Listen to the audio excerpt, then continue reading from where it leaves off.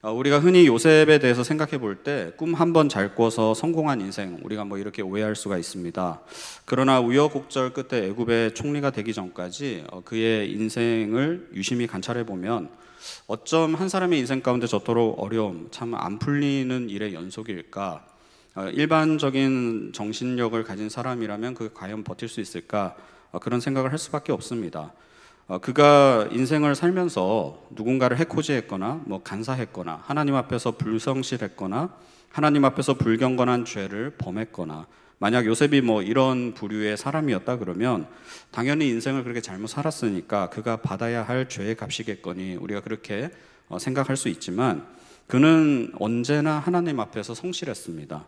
아버지 야곱을 대신하여서 형님들을 돌보는 일에 최선을 다했고 보디발의 집에 노예로 팔려가는 신세가 되었지만 하나님을 섬기듯 보디발에게 순종하고 성실히 행함으로 하나님이 주시는 은혜와 축복을 노예 생활 가운데서도 경험했고, 심지어 말도 안 되는 누명을 뒤집어 쓰고 그 억울함 중에, 이가 갈리는 와중에 감옥에 들어간 상황에서도 그 누구도 그 상황 속에서도 원망하거나 불평하지 않고 죄수로서 최고의 성실함을 보여줌으로 모범수로 인정받아서 간수장에게 인정받고 그 안에서도 하나님의 은혜와 축복을 경험했고, 사실은 요셉은 어느 순간을 놓고 보더라도 항상 책임감이 있고 항상 열심히 살고 성실한 모습, 하나님 앞에서나 사람 앞에서나 이 성실한 모습을 보여주었던 사람이었습니다. 그럼에도 불구하고 그는 인생에 있어서 그 인생의 단면을 놓고 보면 아주 오랫동안 참 꼬일 대로 꼬이고 안 풀리는 그 삶의 연속이었죠. 그럼에도 불구하고 그는 언제 어디서나 한결같이 하나님께 성실했습니다.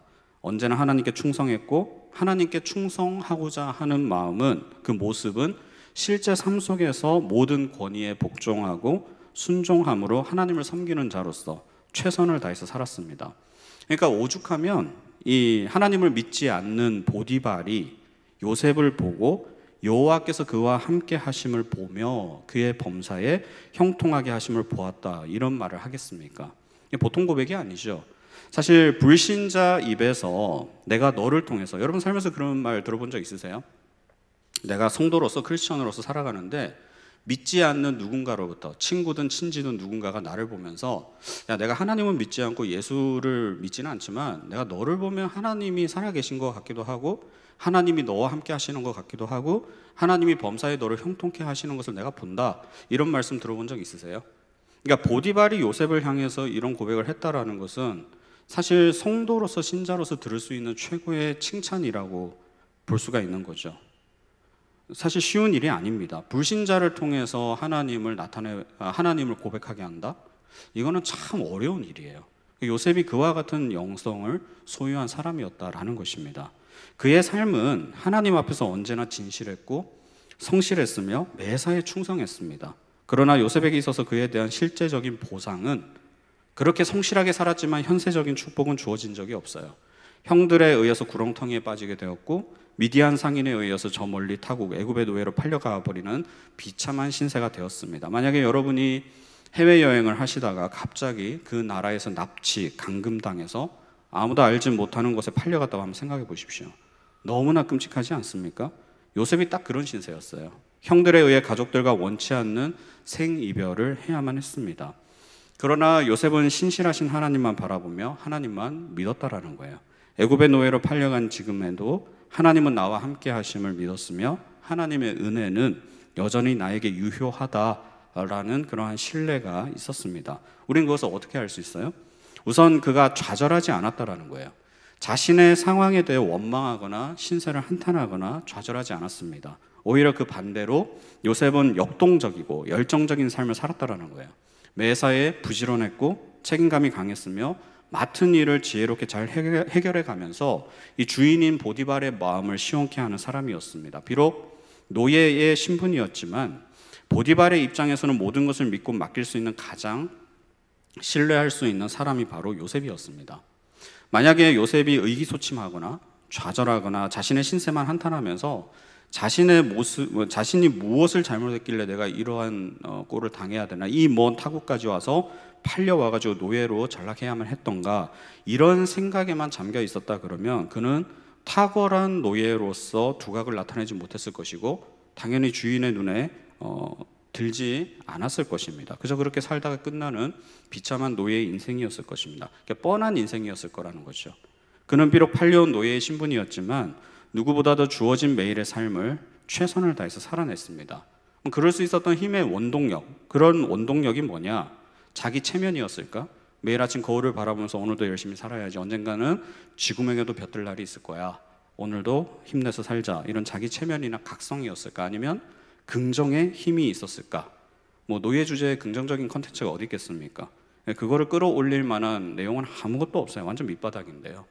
요셉이 좌절하지 않고 열정적으로 하루하루를 살아낼 수 있었던 것은 하나님을 향한 신실함, 이 한 가지였다라는 거예요. 하나님의 은혜와 돌보심과 함께 하심은 여전히 나와 함께 하고 있음을 믿는, 그러니까 하나님을 향한 신실한 태도가 요셉의 원동력이었습니다. 더 나아가 아까 전에 잠깐 살펴봤듯이 창세기 39장 2절과 3절을 보시면 여호와께서 요셉과 함께 하심으로 그가 형통한 자가 되어 그의 주인 애굽 사람의 집에 있으니 그의 주인이 여호와께서 그와 함께 하심을 보며 또 여호와께서 그의 범사에 형통하게 하심을 보았더라. 하나님이 함께 하시니 비록 노예의 신분이었지만 범사에 형통케 하는 삶의 간증이 있었다라는 거예요. 하나님이 함께 하시니까 노예 주제에 무슨 간증이 있어? 우리는 이런 생각을 할 수가 있어요. 하나님을 잘 믿었더니 은혜 주셔서 성공했어요. 그래서 어떤 성취를 이뤘습니다. 그런 사람의 간증은 팔리기가 쉬워요. 근데 하나님을 신실하게 믿고 한평생 그렇게 잘 살았는데, 순종하며 충성하며 살았는데 노예가 되었어요. 부잣집 막내 아들에서 노예가 되었단 말이에요. 그러한 간증이 잘 팔리겠습니까? 고난에 포커스를 맞추면 좀 들을 만한 가치가 있을지는 모르겠지만 그렇게 간증으로서는 매력이 없을 것 같은데요. 근데 하나님이 함께 하시니까 비록 노예의 신분이었지만 그의 삶의 현장 가운데서는 하나님이 범사에 함께 하시고 형통케 하시는 그 간증이 녹아 있더라는 것입니다. 이러한 삶의 간증은 불신자 보디발에게까지 선한 영향력을 행사하여서 보디발의 입에서 여호와의 고백이 나올 정도로, 태양신을 숭배하는 우상 숭배자인 불신자 보디발의 입에서 너를 통해 하나님의 살아계심을 내가 본다, 이런 최고의 고백이 나올 정도로 그는 영적으로 탁월한 사람이었고, 그러한 영적인 탁월함이 삶의 현장에서 노예를 통해서 나타나니까 이 변화가 일어나고 그곳에서 자신은 하나님의 은혜를 누리는, 축복을 누리는, 그러니까 가정 총무로 승진하게 되는 그러한 축복을 경험하게 되더라는 것입니다. 요셉의 이러한 하나님을 향한 태도, 다시 말하면 언제 어디서나 하나님 앞에서 성실함으로 신실한 자세를 유지했다라는 것은 이 보디발의 아내가 유혹하는 사건에서도 극명하게 드러나죠. 용모가 준수하고 일도 잘해서 누가 봐도 눈에 딱 튀는 그 요셉을 향해서 이 보디발의 아내는 성적인 유혹을 해옵니다. 이에 요셉은 그 유혹에 넘어가지 않고 뿌리치죠. 그런데 그 유혹을 뿌리치면서 했던 그 요셉의 고백이 참 재미있어요. 그게 9절인데요. 9절 보시면 이 집에는 나보다 큰 이가 없으며 주인이 아무것도 내게 금하지 아니하였어도 금한 것은 당신뿐이니 당신은 그의 아내임이라. 그런즉 내가 어찌 이 큰 악을 행하여 하나님께 죄를 지으리이까. 잘 보시면 이게 문장 앞뒤가 안 맞아요. 그러니까 국어적으로는 언어적으로는 틀린 표현이죠. 그러니까 무식한 표현이에요. 앞에 주어와 뒤에 주어가 틀려요. 무슨 말이냐? 지금 요셉이 보디발 아내인 당신의 요구를 나는 들어줄 수 없는 이유에 대해서, 당신의 그런 성적인 유혹에 대해서 내가 들어줄 수 없는 이유가 내 주인인 보디발이 당신에 대해서만큼은 금하라라는 지시와 명령을 나에게 내렸기 때문에 나는 그 사람의 종으로서 주인의 명령을 따라야 할 의무가 있으니 나는 그렇게 할 수 없습니다. 그렇게 고백하는 거예요. 만약에 내가 당신의 유혹에 응하게 되면 나는 보디발이 내린 지시와 명령을 어긴 게 되는 거니까 9절 마지막은 어떻게 돼야 되냐면 그런즉 내가 어찌 이 큰 악을 행하여 내 주인 보디발께 죄를 지으리이까. 이게 맞는 표현이죠. 근데 앞에서는 금한 사람은 보디발인데 그것을 금한 것을 내가 어기게 되면 누구에게 죄를 범한다고요? 하나님께 죄를 범하는 거다 라고 갑자기 뜬금없이 하나님의 이야기를 꺼내듭니다. 무슨 말이에요? 이 문장만 놓고 보면 지금 요셉은 보디발과 하나님을 동일시하고 있구나라는 것을 우리가 느껴볼 수 있는 거죠. 그러니까 한낱 인간인 보디발이 어떻게 하나님과 똑같겠어요? 그런 의미가 아니라 보디발이 하나님께서 나에게 보내주신 나의 주인이다, 권세자다, 권위자다, 이것을 인정하는 거예요. 그러니까 요셉은 성도로서, 하나님을 믿는 백성으로서 한평생 그가 순종하고 그 권위에 복종해야 할 대상은 유일하게 한 분이십니다. 하나님이세요. 그 하나님이 나에게 보내주신 권위자가 보디발이라고 생각을 한 거예요. 그래서 요셉은 하나님께 충성하듯이 보디발에게 복종하고 충성했던 것입니다. 그가 하나님을 믿는 사람이건 아니건, 예수를 믿는 사람이건 아니건, 우상숭배를 하는 사람이건 아니건 그게 중요한 게 아니에요. 그는 어찌되었든 나에게 있어서는 하나님께서 지금 나에게 보내주신 주인이고, 그렇기 때문에 나는 하나님께 신실한 태도를 가지고 있는 믿음의 사람으로서 하나님이 보내신 그 주인 되신 보디발에게 신실한 태도를 보일 수밖에 없다라는 거예요.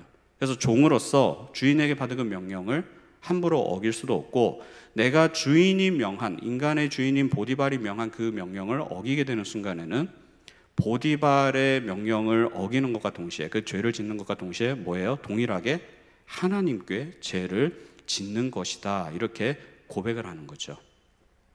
많은 분들이 이 구절을 볼 때 그냥 단편적으로 보면 그러니까 불륜적인 사건으로, 그러니까 쉽게 말하면 성적인 컨텐츠에 포커스를 맞추게 되면 하나님 앞에서 내가 음행하면 안 되는구나, 물론 그 의미도 표현을 하고 있겠습니다만, 궁극적으로는 요셉이 보디발의 집에 노예로 팔려가서 보여준 그간의 행동들, 모습들, 삶의 족적들을 보면 한결같았잖아요. 책임감 강하고 성실하고 부지런했고, 누구보다도 주인의식을 가지고 일을 맡았기 때문에 주인 대리인으로 삼은 거죠.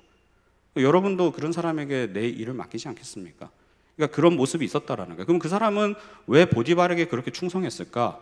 그가 하나님께서 보내신 나의 주인이라고 믿었기 때문에, 내가 복종해야 될 사람이라고 여겼기 때문에 그런 거예요.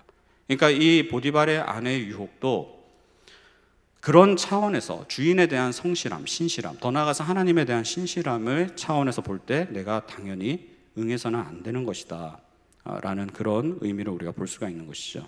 우리는 신앙생활, 믿음생활을 해가면서 추상적으로 생각할 때가 좀 종종 있습니다.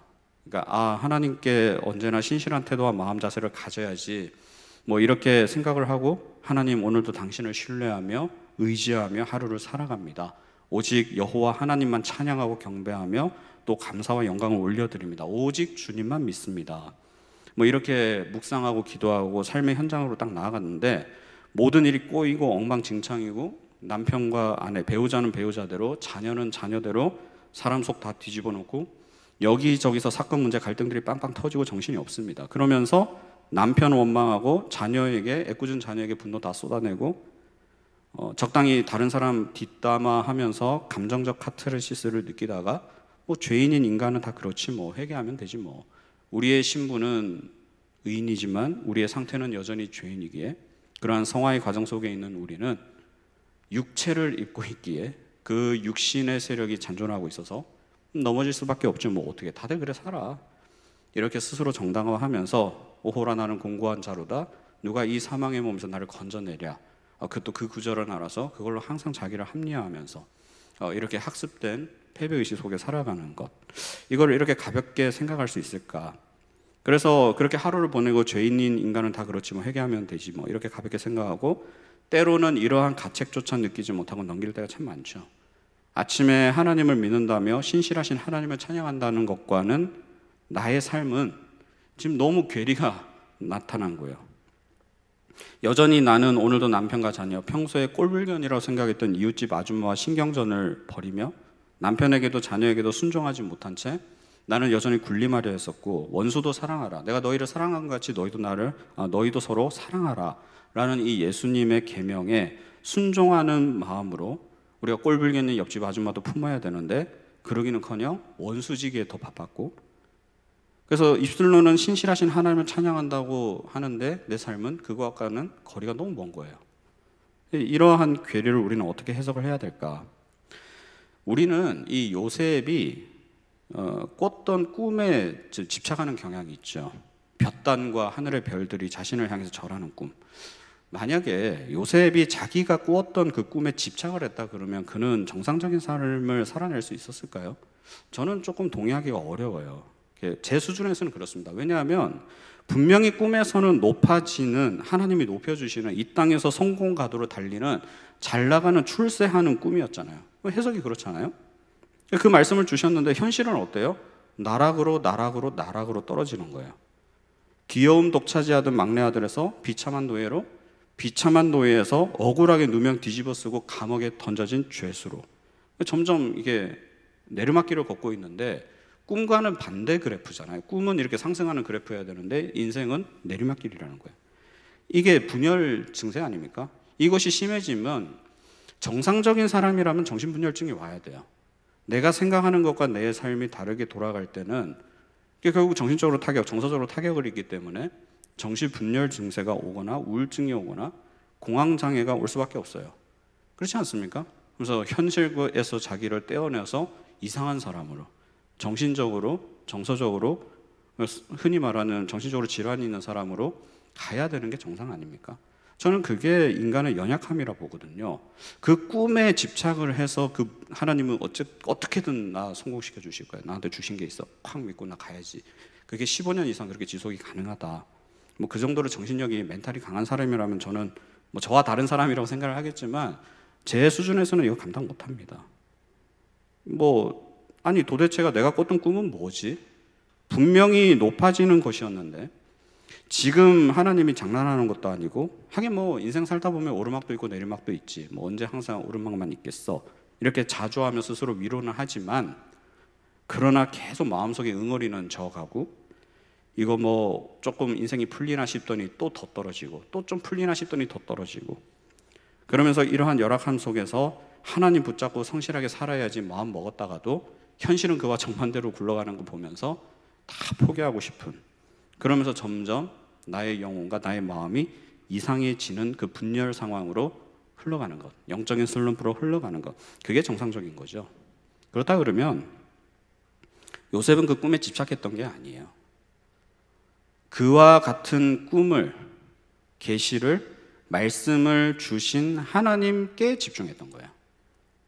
꿈의 내용에 집중을 한 것이 아니라 그러한 비전과 꿈을 나에게 주신 하나님 자체에 집중을 했던 것입니다. 그렇기 때문에 자신을 둘러싼 환경이 열악해지더라도 하나님이 나와 함께 하심을 믿었던 것이고요, 하나님의 신실하심에 자신을 온전히 뭐 할 수 있는 거예요?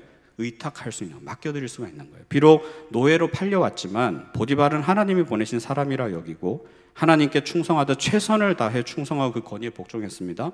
보디발에 충성한 곳은 곧 나와 함께 하시고 지금도 지켜보시는, 나에게 말씀하여 주시고 나에게 계시를 보여주신 그 하나님께 충성하는 것이라 여기고 믿었기 때문에 보디발에게 충성했던 거예요. 보디발에 충성하는 것이 예전에 꾸었던 꿈의 내용과 매칭이 되십니까? 노예로 팔려간 것이 예전에 꿨던 꿈과 매칭이 되세요? 억울한 누명을 뒤집어 쓰고 감옥으로 내려간 것이 꿈의 내용과 매칭이 되시냐고요? 전혀 안 됩니다. 근데 그는 항상 좌절하지 않고 어떤 상황에서나 동일한 모습이잖아요. 환경은 바뀌지만 그 모습은 동일하죠. 보디발에게 노예로서 충성했고 죄수로서 간수장에게 그 규율과 질서를 철저하게 충성했고, 그래서 보디발의 눈에 들었고 간수장의 눈에 들었고, 그는 그 꿈에 집착을 한 것이 아니라, 그렇게 되면 해석이 안 되니까 그 꿈에 말씀을 주신 하나님께 집착을 했던 것이죠.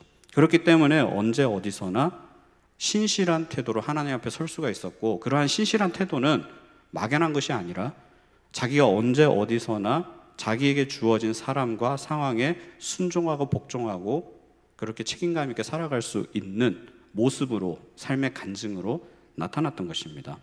하나님의 통치와 주권, 그분의 다스림을 인정하는 것은 허공에다 대고 하나님을 찬양합니다, 섬깁니다가 아니에요. 눈앞에 있는 나의 권위, 다시 말하면 보디발에게 순복하고 복종하는 모습에서 나타나는 것입니다. 하나님의 통치와 주권, 그분의 다스림, 참 말이 거창한데 그게 너무 큰 스케일로 접목하시면 안 됩니다. 우리가 아프리카를 위해서, 변화를 위해서 기도하는 건 쉬워도요, 내 가정에 오늘 있는 내 남편과 나와 우리 자녀의 변화에 위해서 기도하고 섬기고 헌신하고 그를 위해 노력하는 게 더 어렵다라는 것이죠. 하나님의 통치와 주권, 그분의 다스림을 인정한다는 것은 곧 내가 나에게 주신 배우자에게 먼저 순종하고 복종하는 실제적 모습에서 하나님의 통치와 주권이 내 삶 가운데 실현되는 것입니다. 기독교는 관념적이지 않아요. 이상적이지도 않고요. 철저하게 구체적이고 실제적입니다.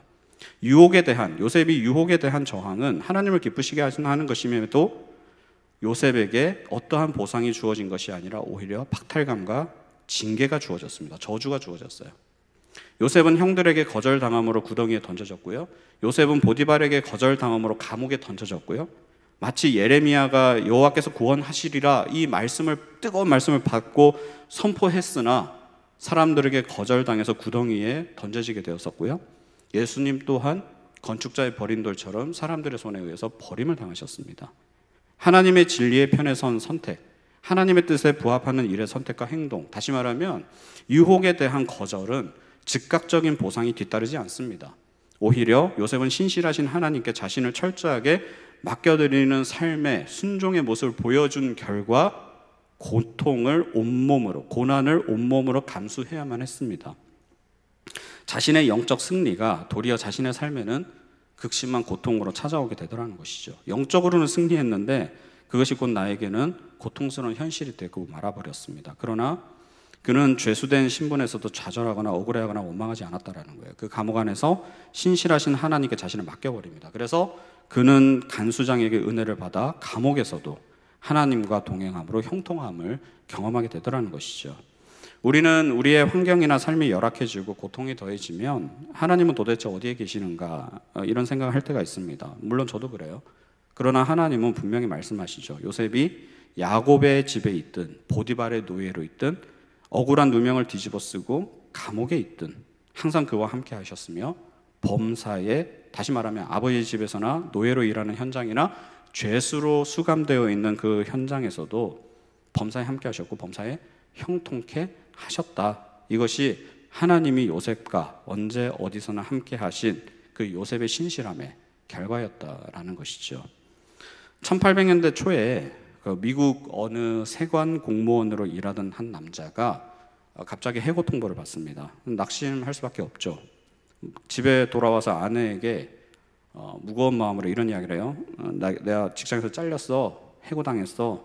하루아침에 잘렸어. 그러면서 아주 괴로워했다는 거예요. 나 이제 어떡하지? 우리 가족 이제 뭐 먹고 살지? 나는 진짜 구제불능 무능한 사람인가 봐. 그랬다라는 거예요. 그러자 아내는 그를 위로해 줬다 그러죠. 여보 힘내세요. 당신은 평소에 글 쓰는 거 참 좋아했잖아요. 지금부터라도 글을 쓰는 일을 해보는 게 어때요? 그랬더니 남편이 버럭 화를 냅니다. 지금 그게 할 소리냐고. 아니 글 쓰는 거하고 벌어먹고 사는 거 뭔 상관이 있냐고. 그럼 내가 글을 쓰는 동안에 우리 가족은 뭐 먹고 사냐고 화를 냈다라는 거예요. 그러자 아내가 빙긋이 웃으며 제가 이럴 때를 대비해서 푼푼히 모아놓은 돈이 있어요. 그 돈이면 1년은 걱정하지 않고 살 수 있을 거예요. 정말 부러운 아내입니다. 네. 죄송합니다. 네. 그러자 남편이 물어요. 그러면 우리에게 주어진 시간은 1년밖에 없는데 1년 안에 잘 팔리는 글을, 소비자가 찾는 글을 내가 쓸 수 있을까? 그러자 아내가 이렇게 이야기하죠. 당신은 할 수 없지만 신실하신 하나님이 당신을 통해서 역사하실 겁니다. 당신이 하나님만 의지하면 하나님께서 당신을 도우실 거예요. 하나님은 언제 어디서나 우리에게 신실하셨으니까요. 이렇게 권면을 합니다. 그래서 두 사람이 그 자리에서 무릎을 꿇고 하나님께 간절한 도우심을 구하면서 기도했다라는 거예요. 그리고 세관에서 해고당한 그 남자는 이제 글을 막 쓰게 되는데 그게 이제 한 편의 장편 소설을 1년 안에 발표를 하게 됐고 본의 아니게 대히트를 치게 됩니다. 그 작품이 뭐냐? 바로 우리가 잘 아는 더 스칼렛 레터, 주홍 글씨예요. 그러니까 스스로 무능하다고 자책했던 이 남자가 그 영문학계에서 아주 유명한 나다니엘 호손이라는 유명한 작가입니다. 어느 날 갑자기 해고에 의한 실직이라는 구덩이에 던져졌지만 그런 나쁜 상황이 오히려 그를 무명의 사람에서 이 역사적인 세계적인 인물로 바꿔놓았다라는 거예요. 이와 같이 하나님께서는 그 앞에서 신실함으로 의지하는 자에게 피할 길을 예비하시고 그 발걸음을 좋은 곳으로 인도하시는 분이십니다. 고린도전서 10장 13절 우리 한번 같이 읽어보겠습니다. 시작. 사람이 감당할 시험 밖에는 너희가 당한 것이 없나니 오직 하나님은 미쁘사 너희가 감당하지 못할 시험 당함을 허락하지 아니하시고 시험 당할 즈음에 또한 피할 길을 내사 너희로 능히 감당하게 하시느니라. 결국 하나님께 대한 신실함을 유지하는 것이 승리의 비결이다라는 것이죠. 그러면 우리는 하나님에 대한 신실함을 유지할 만한 근거가 어디에 있습니까? 바로 아낌없이 독생자를 내어주신 하나님의 끝없는 사랑, 그 사랑으로 우리와 화목하시고 우리를 의롭다 칭하여 주신 그 일방적인 은혜, 우리를 위해 아들까지 내어주시니가 어찌 더 좋은 것을 주지 않으시겠는가 하는 그러한 확신, 이것은 우리가 하나님을 향한 신실함으로 나타내 보이기에 충분한 근거가 될 수밖에 없다라는 것이죠. 하나님은 지금도 살아 역사하시고 우리 가운데 계시며 무엇보다 하나님을 향한 신실함을 보이는 그 믿음의 사람에게 기적을 베푸십니다. 어떠한 상황 속에서도 일방적으로 우리를 의롭다고 선언해 주시는 하나님의 신실하신 사랑의 힘으로 우리 자신과 우리의 삶을 온전히 주님께 맡기고 이 범사에 형통케 하시는 하나님의 은혜와 축복이 여러분 한 사람 한 사람과 또 여러분의 가정과 이 생업의 현장 가운데 넘쳐나시기를 주님의 이름으로 축원합니다. 이 시간에 주 나의 모습 보내 우리 같이 찬양하고 기도하겠습니다.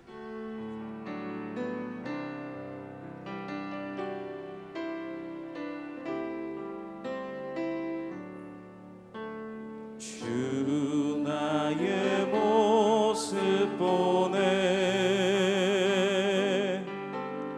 상한 나의 맘 보시네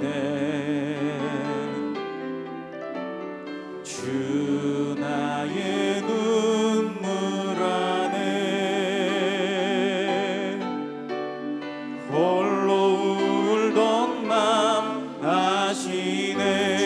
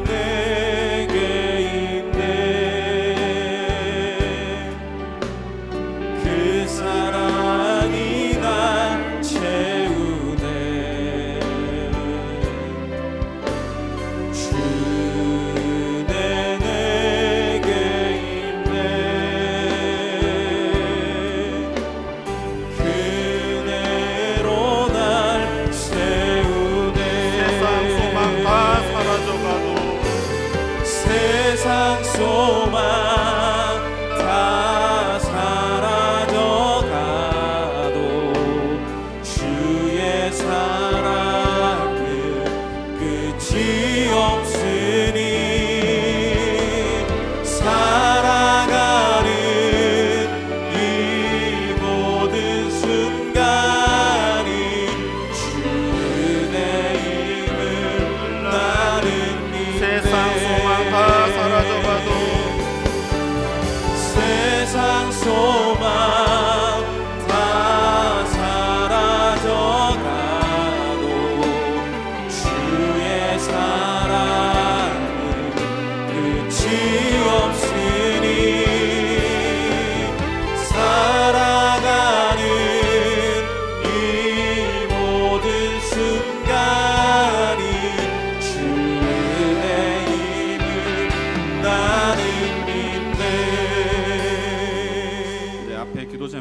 제가 읽어드리도록 하겠습니다.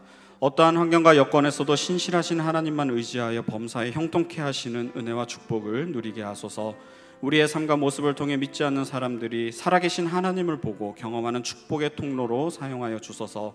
우리를 위해 사랑하는 독생자 예수 그리스도를 내어주신 하나님의 깊은 사랑을 매일 묵상하고 복음의 능력과 감격으로 모든 시험과 고난을 돌파하게 하소서.